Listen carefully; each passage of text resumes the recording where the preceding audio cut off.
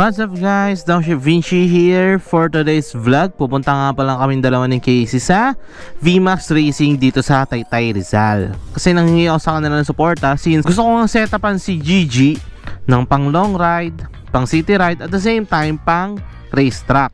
And isa sa factor ng racetrack is mga performance mufflers. Kaya ngayon pa lang nagpapasalamat na ako sa VMAX Racing, especially kay Sir Dennis, sa walang sawang support ang binibigay sa amin dalawa ni Kaycee.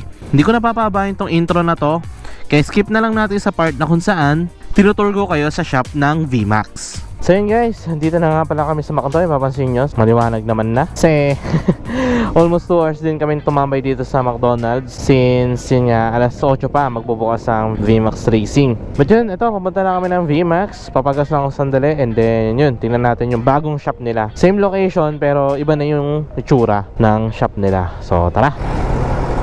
So ito na guys, punta na kami VMAX. Ito na yung bagong shop nila, oh. Kay Sir Dennis po. Ay, pasok na lang doon. Pakapasok na lang, Cakes.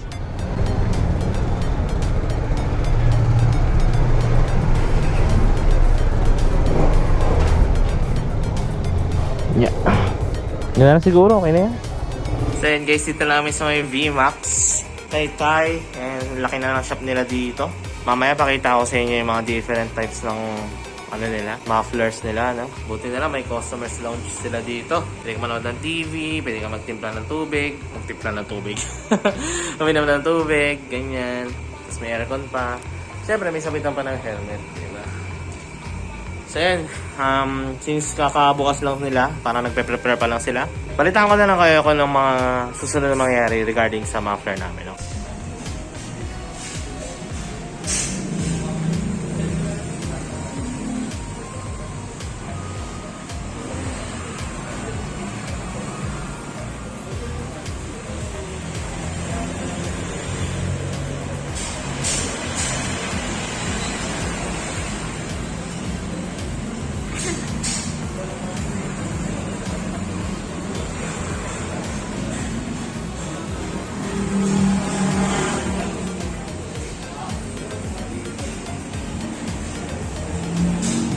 1 minute 37 seconds later. So guys, ito na nga pala, no? Nandito na kami sa labas ng VMAX. Ayan na, ito na yung muffler. Papansin nyo, no? Hindi na ako nakapag-vlog sa loob ng VMAX guys, kasi sa totoo lang, ayoko maging istorbo. Ayoko maging istorbo sa gawa nila since maraming customer, maraming ginagawa yung mga gumagawa ng muffler. Kaya hindi na ako nag-vlog. Gagawin ko na lang is, pag-uwi namin sa bahay, ikakabit ko na to at bibigyan ko kayo ng sound check. Although nakabit na siya, nabigyan na siya ng sound check, no? Pero still, para sa inyo, papakita ko sa inyo yung paano yung procedure, kung paano ikabit ng muffler, at mapakita ko din sa inyo kung itsura ng muffler, no? From here, siguro mga ilang oras pa bago makauwi ng Cavite, kaya update ko na lang kayo guys kapag ikakabit ko na tong muffler. Okay? Okay. 1 nap later. So guys, ito na nga pala yung VMAX na galing sa VMAX Taytay Racing. Kabit natin to, pero bago natin kabit, pakita ko muna sa inyo kung ano yung tsura nito. Medyo na ano lang yung box kasi sa biyahe namin from Taytay to Cavite, may kalayuan yun. But still, ito yung tsura niya. Okay. Ito yung canister, VMAX Racing canister na may silencer na. GT type nga pala to guys, screen type na canister. Okay, ito naman yung stainless elbow nya, ganda ng pagkaka-welds. Tapos may ano ng VMAX, emblem ng VMAX, Stig. Ito naman yung headers na may abang na rin for sensor, since ang GTR is may sensor siya. So ayan, ganda ng quality, grabe, solid. And then springs, yan, stainless springs na sobrang high quality rin. So ganun pa man, tara, install natin ito sa GTR. So guys, ito na nga pala, no? Bago natin siya install, kailangan muna natin tanggalin itong bolt na yan. And then itong engine card na to, kasi kapag di natin tinanggal to, mahirapan tayo i-access itong matanggal itong stock muffler. And speaking of stock muffler, ito yung sensor nya, yung switch ng sensor. Problema, mahirap siyang iikot. Yan. Kaya ang gagawin natin, dito na lang natin siya tatanggalin. Para pag natanggalan natin to, tanggalin na lang din natin tong tornilyo na yan, itong sensor na yan. So yun, tara.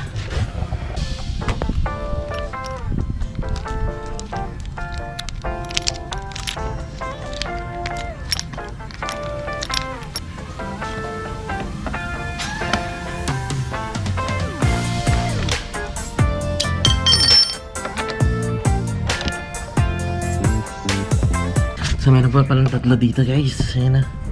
Ito. Tsaka yan.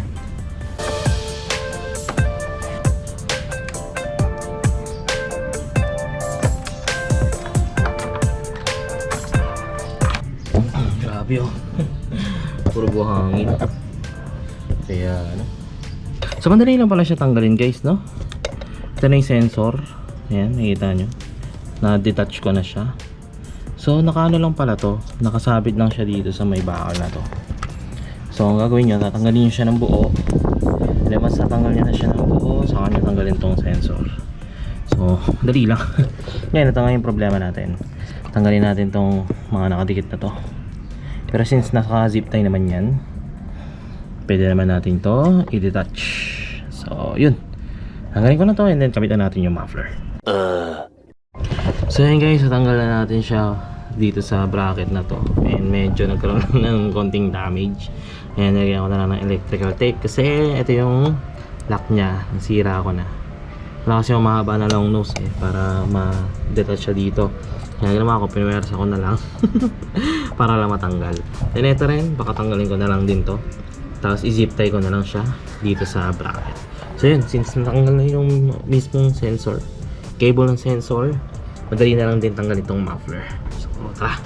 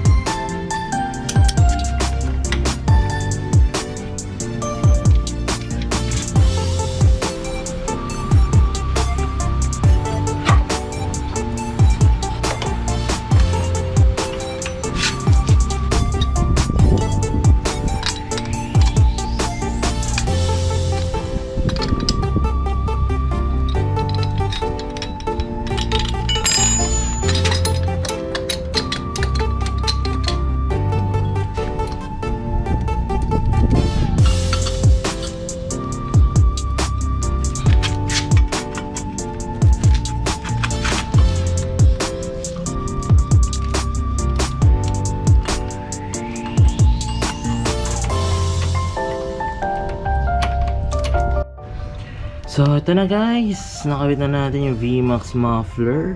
Ayan. Tingnan nyo ginawa ko dito sa sensor. Zinip tie ko na lang siya para hindi siya tumama sa mismong engine. And then ito rin, naka-zip tie rin kasi naka-electrical tape lang pala yan. Wala palang bolt dyan or what. So yun, tapusin ko lang to, kabit ko lang iba pang parts. And then bigyan ko kayo ng sound test. Approximately 10 hours later. So ito na guys, yung sound check ng VMAX GV type full exhaust for Supra GTR 150. Ayan. So umpisa muna natin sa walang silencer. Tanya, walang silencer yan guys. So tara, sound check natin. VMAX full exhaust GV type screen type without silencer.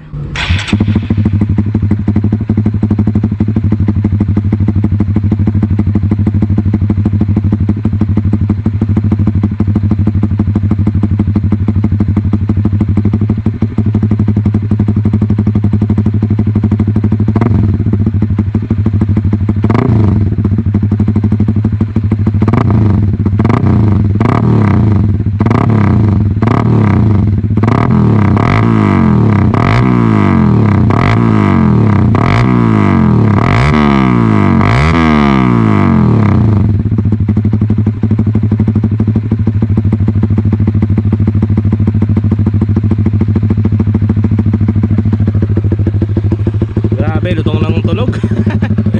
Hindi ko alam kung makaka-capture ba ng GoPro yung audio, no? Pero sa personal, grabe, ibang klase yung tunog na ito. yung silencer. So yan guys, may silencer naman siya. So ito yung sound check niya. VMAX full exhaust GP type with silencer.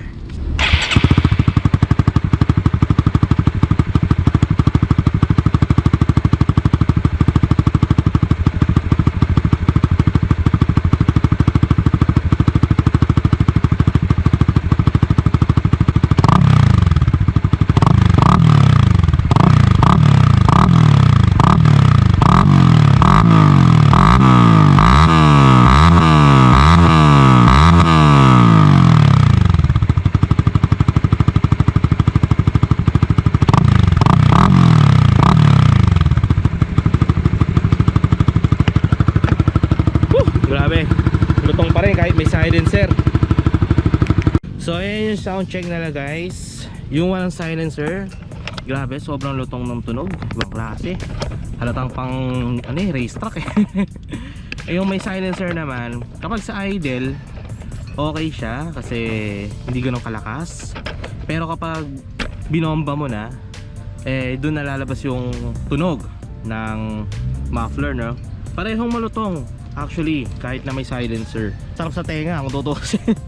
Actually, di ko pa siya na-testing na tipong talagang binabiyahe na or what. Kaya hindi ko pa kayo mabigyan ng proper performance, no? Pero kasi lalabas yung full potential na itong muffler na to if naka-remap na yung ECU. Since ang stock ECU na itong Supra GTR naka-design for stock pipe na may catalytic converter. Itong VMAX straight pipe na yan, wala siyang catalytic converter, kaya puro hangin ang papasok dyan.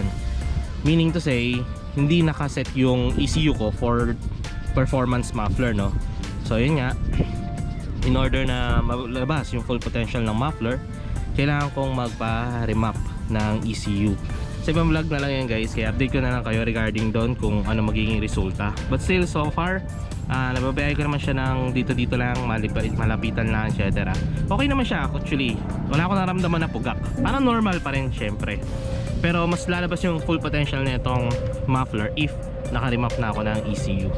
Again, papasalamat ako sa VMAX, sa buong staff ng VMAX Racing, especially kay Sir Dennis para sa walang sawang support ang binibigay sa amin dalawa ni Kaycee. Maraming salamat talaga VMAX Philippines sa support na binibigay nyo. So dito ko na natatapusin yung vlog. Maraming salamat sa pag-note, sa pag-like, sa pag-share. Maraming salamat sa pag-comment.